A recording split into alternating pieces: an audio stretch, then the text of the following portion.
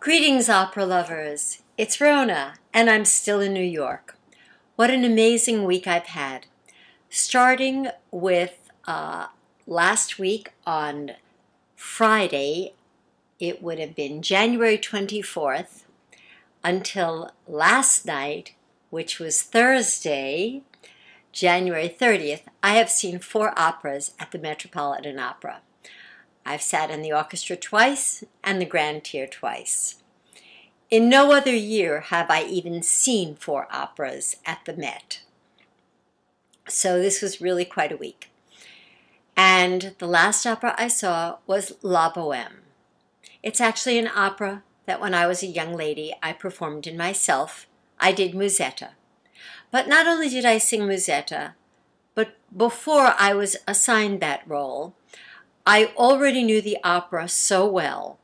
I already owned a score and could sing all of the major musical moments in the opera.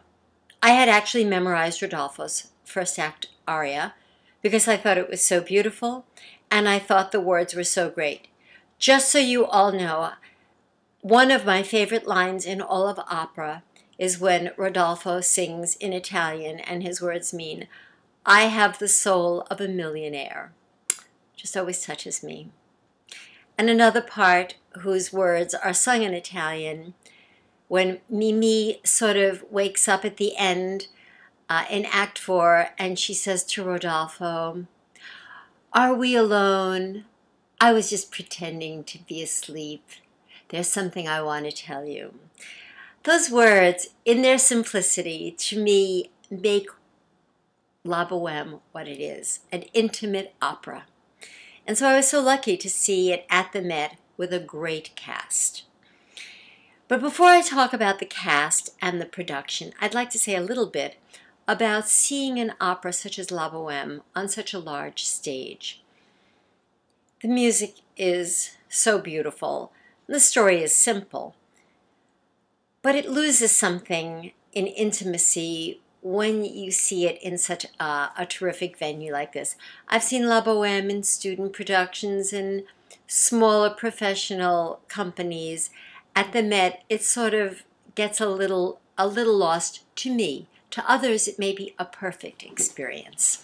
But I went to the Met, and they assembled a really fantastic cast. I listened to one of the broadcasts on the radio because I was so interested in hearing the singers.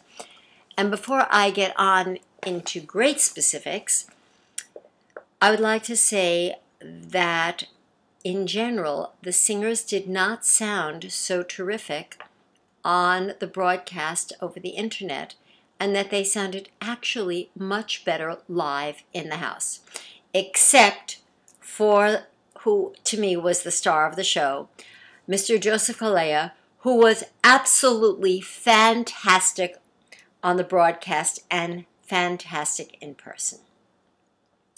So now we'll go to my experience at the opera. The curtains rise, and there's that very famous Zeffirelli set. I've seen it already, not live, but on either TV or DVD, I can't remember. It was so long ago. This production, I believe, is the oldest extant production that they have, that they're actually using. Many reviewers have said in the papers that it's shabby looking, this and that. You know what? I didn't see it. My only negative comment about the production is that in Act 2, where Mimi first has her big duet with Marcello, and then Marcello and Rodolfo sing, and then Mimi and Rodolfo sing, it's sort of dreary. Of course, it is a winter night, but that was the only thing I thought it was too dreary. Act 2, which has gotten so much publicity in the Café Boheme, where Musetta comes out, steals the show, sings her great aria. This was so much fun, and seeing it live, it was great. I didn't realize, or I'd forgotten, that there was a horse and the horse-drawn carriage and the great costume Musetta wears and the little intimate table where Mimi and Rodolfo sing in great contrast to the flamboyant style of Musetta. But as all of you know, I go to the opera to hear great singing, and this was a night of wonderful singing. So we'll start with the smaller roles first. In the smaller roles of Colleen and Chonard were two very good singers. Colleen was played by Christian Van Horn and Chonard by Joshua Hopkins, both of them really very, very good for young singers. Marcello was played by Alexei Markov. I had already heard him in Faust. That was probably a year or two ago. And you know what? He's already grown in his voice and his presentation. So good for you. I had heard very slightly on a Saturday broadcast, I believe, the Russian soprano Irina Lungu. She sang Musetta. She has a really rich voice. It's full of color and vibrato. She also has very nice style for singing the role of Musetta, because you have to have a completely different personality from Mimi. Otherwise, the opera would just be boring. The biggest surprise to me was Mimi. Her name is Maya Kovalevska. I had only heard her the night of the broadcast from the Met, and I am sorry to say that I thought she was weak in general. But she wasn't in the house, so isn't that unusual? That she was actually stronger in the house than she was on the radio or the internet broadcast. Stealing the show was Mr. Joseph Calleja singing Rodolfo in just gorgeous, old-fashioned, pure Italian-style singing. When I say old-fashioned, I mean that in the best sense of the word. It's just singing. It is glorious. His voice is beautiful. He's also young. He and Mimi were young people. One of the later performances I had seen of La Boheme were with excellent singers who I'm sure were at least in their 50s. And while it's on stage and you're far away, they don't look quite so young. So this was a very good presentation of younger people. There was a lot of playfulness on the stage between the singers, and so that was nice too. I would say in general, the weakest part of the vocal presentations was that the acting was not really that connected to the characters in general, especially, I'm sorry to say, from the woman who played Mimi. I didn't really feel that she was dying, on the verge of death, or anything particularly special. She was lovely. Her voice is a very pretty instrument.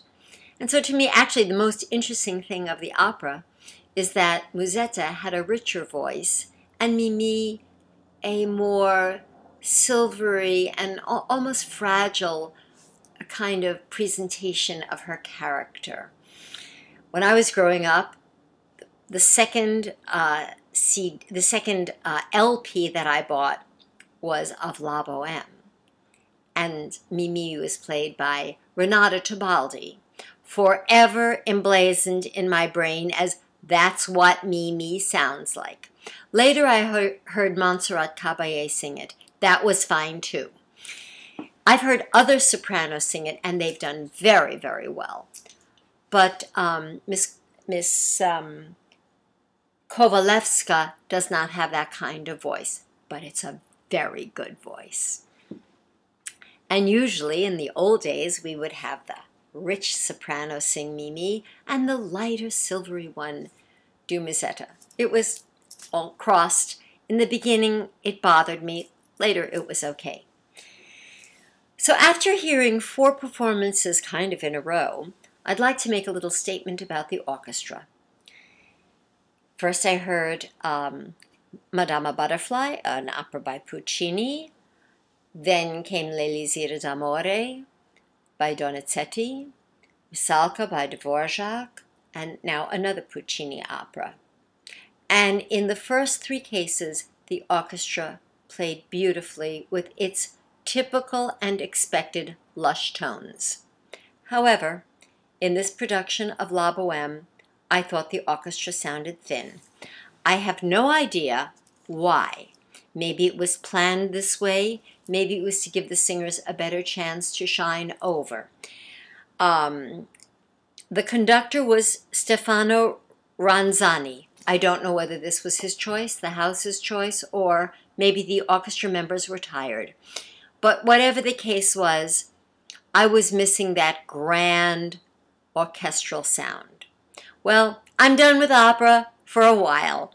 When I get back to Pittsburgh, I know I'll be seeing Prince Igor, and later I have tickets for Werther while my husband and I are in New York. I hope all of you have a great day and hope you've enjoyed my little take on La Boheme.